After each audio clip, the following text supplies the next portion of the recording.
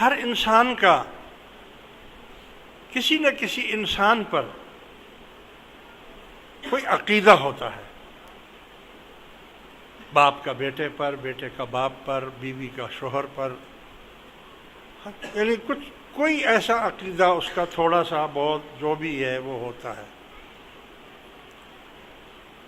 مریدوں کا بھی اپنے پیر پر مختلف قسم کے عقیدے ہوتے ہیں۔ مجھے یاد آیا ایک زمانہ تھا،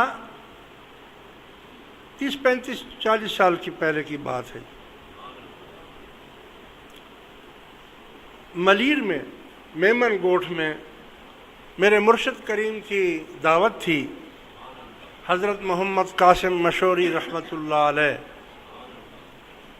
تو آپ تشریف لائے تھے، اور آپ جب تقریر وعظ فرماتے تھے تو کھڑے ہو کر وعظ کرتے تھے اور 3 گھنٹے وعظ کرتے تھے۔ تقریر ہو رہی تھی،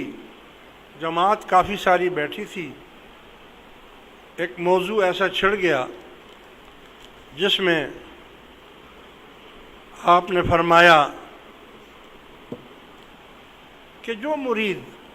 اپنے مرشد کو پیر سمجھتا ہے اس کا مقام بھی پیر کا ہے، اور جو مرید اپنے مرشد کو ابدال سمجھتا ہے اس مرید کا مقام بھی ابدال ہے، اور جو مرید اپنے مرشد کو غوث سمجھتا ہے تو اس مرید کا مقام بھی غوث ہے،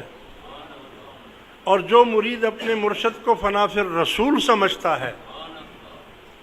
تو اس کا مقام بھی فنا فی الرسول ہے۔ اور یہ بات کہہ کر تقریر کا موضوع بدل دیا۔